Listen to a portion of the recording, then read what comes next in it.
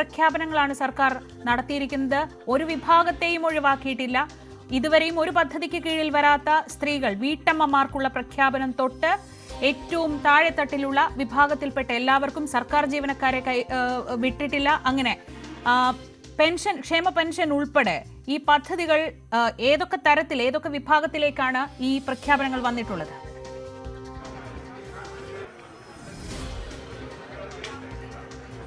ഇടതുമുന്നണിയുടെ പ്രകടനപത്രയിലെ വാഗ്ദാനങ്ങൾ ഓരോന്നായി നടപ്പാക്കുകയാണ് സർക്കാർ. ആ പ്രഖ്യാപനങ്ങളാണ് ഇപ്പോൾ മുഖ്യമന്ത്രി പിണറായി വിജയനും തൊട്ട് പിന്നാലെ ഇപ്പോൾ വിശദമായി അതിന്റെ സാമ്പത്തിക ബാധ്യത അടക്കം പറഞ്ഞുകൊണ്ട് ധനമന്ത്രി കെ എൻ ബാലഗോപാലും നടത്തിയത്.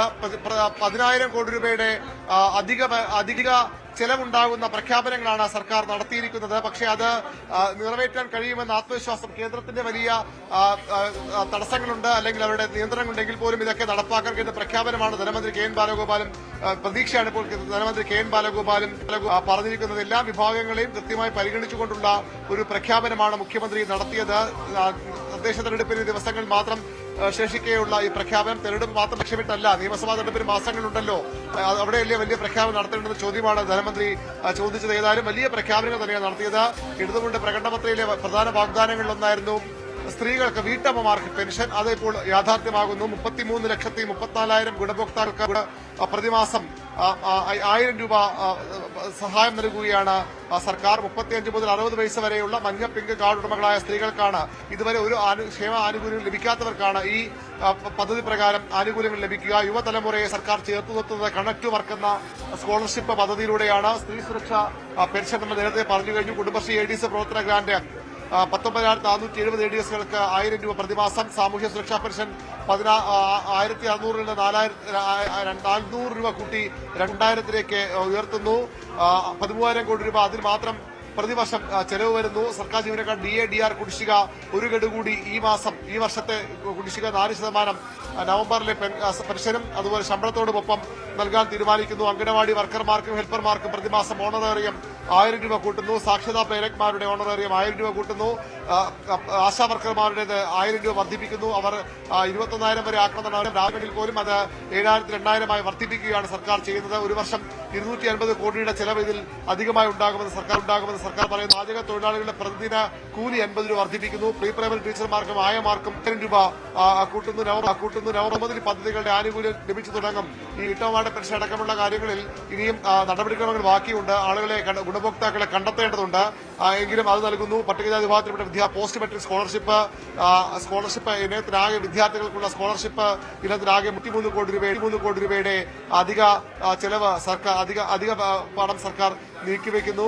അങ്ങനെ വിഭാഗങ്ങളെ ഒരുപോലെ പരിഗണിച്ചുകൊണ്ടുള്ള ക്ഷേമ പ്രഖ്യാപനങ്ങൾ, ഒരുപക്ഷെ ഒരു ബജറ്റ് പ്രസംഗത്തിന്റെ ക്ഷേമ പെൻഷൻ കാര്യം വരുന്ന അവസാന ഭാഗത്ത് വരുന്ന പ്രഖ്യാപനങ്ങൾക്ക് തുല്യമായ പ്രഖ്യാപനമാണ് ഇന്ന് മുഖ്യമന്ത്രി പിണറായി വിജയൻ നടത്തിയത്. വലിയ രീതിയിൽ ജനങ്ങളെ കൂടെ നിർത്താനുള്ള സർക്കാർ ശ്രമങ്ങളുടെ ഭാഗമായി തന്നെയാണ് 2,500 രൂപയാണ് ഈ സർക്കാർ അധികാരത്തിൽ മുമ്പ് ക്ഷേമ പെൻഷൻ പ്രതിമാസം നൽകുമെന്ന് ഇടതുമുന്നണിയുടെ വാഗ്ദാനമുള്ളത്. അതിലേക്ക് ഇനിയും ദൂരമുണ്ടെങ്കിൽ പോലും വളരെ പെട്ടെന്ന് 1,600 2,000 ക്ഷേമ പെൻഷൻ മാറുകയാണ്. നമുക്കറിയാം, ക്ഷേമ പെൻഷൻ പ്രഖ്യാപിച്ചിട്ട് കൊടുക്കാതിരുന്നാൽ അതിന്റെ ഫലമെന്ത്, തിക്തഫലമെന്ത് എന്ന് ജനങ്ങൾ ഇടതുമുന്നണി നേരത്തെ ബോധ്യപ്പെടുത്തി കൊടുത്തിട്ടുള്ളതാണ്. കഴിഞ്ഞ ലോക്സഭാ തെരഞ്ഞെടുപ്പ് സമയത്ത് വലിയ തിരിച്ചടി സംസ്ഥാനത്ത് ഇടതുമുന്നണിക്കുണ്ടാകുമ്പോൾ അതിന്റെ പ്രധാന കാരണങ്ങളിലൊന്ന് ക്ഷേമ പെൻഷനിലെ ക്ഷേമ പദ്ധതികളുടെ മുടക്കമായിരുന്നു. അതുകൊണ്ട് തന്നെ ഇത് പ്രഖ്യാപിക്കാൻ മാത്രമല്ല, ഈ ഡിസംബറിൽ തദ്ദേശ തെരഞ്ഞെടുപ്പ് കഴിഞ്ഞാൽ ജനുവരി, ഫെബ്രുവരി, മാർച്ച്, ഏപ്രിൽ 4 മാസം കഴിയുമ്പോൾ നിയമസഭാ തെരഞ്ഞെടുപ്പിലേക്ക് പോകും. ഈ തദ്ദേശ തെരഞ്ഞെടുപ്പിന് വേണ്ടി മാത്രം ഒരു കണ്ണിൽ പൊടിയുടെ പ്രഖ്യാപനമായത് മാറ്റിയാൽ അതിന്റെ വലിയ തിരിച്ചടിയുണ്ടാകുമെന്ന് സർക്കാർ തിരിച്ചറിഞ്ഞു. അതുകൊണ്ട് തന്നെ പ്രഖ്യാപനമായി ഒതുങ്ങില്ല. നടപ്പാക്കാനുള്ള ആർജവത്തോടുകൂടി, ആത്മവിശ്വാസത്തോടുകൂടി തന്നെയാണ് ഈ പ്രഖ്യാപനമെന്ന് ധനമന്ത്രി കെ എൻ ബാലഗോപാൽ വ്യക്തമാക്കുകയായിരുന്നു. ശ്രീജ, അരുണാണ് വിവരങ്ങൾ നൽകിയത്. അരുൺ, ഇന്നത്തെ മന്ത്രിസഭാ യോഗത്തിന്റെ തുടക്കം വരെ ആശങ്കകൾ അല്ലെങ്കിൽ കൂടുതൽ ചർച്ചകൾ നിലനിന്നിരുന്നത് PM ശ്രീ പദ്ധതിയുമായി ബന്ധപ്പെട്ടായിരുന്നു. ഈ PM ശ്രീ പദ്ധതി പുനഃപരിശോധിക്കുമെന്ന് മുഖ്യമന്ത്രി പിണറായി വിജയൻ മന്ത്രിസഭാ യോഗത്തിന് ശേഷമുള്ള വാർത്താ സമ്മേളനത്തിൽ പ്രഖ്യാപിച്ചു. ഒരു 7 അംഗ മന്ത്രിസഭാ ഉപസമിതി പദ്ധതി പരിശോധിക്കുമെന്നും റിപ്പോർട്ട് വരും വരെ പദ്ധതി മരവിപ്പിക്കുമെന്നും മുഖ്യമന്ത്രി വ്യക്തമാക്കി. വിദ്യാഭ്യാസ മന്ത്രി V ശിവൻകുട്ടി അധ്യക്ഷനായ സമിതിയിൽ CPIയുടെ 2 മന്ത്രിമാരുമുണ്ട്. PM ശ്രീ പദ്ധതിയുമായി ബന്ധപ്പെട്ട് ധാരണാപത്രം ഒപ്പിട്ടപ്പോൾ അതുമായി വിവാദങ്ങളും ആശങ്കകളുമൊക്കെ ഉയർന്നു വന്ന സാഹചര്യം കണക്കിലെടുത്ത് ആ പദ്ധതി നടപ്പാക്കുന്നത് സംബന്ധിച്ച് റിവ്യൂ നടത്താൻ തീരുമാനിച്ചിട്ടുണ്ട്.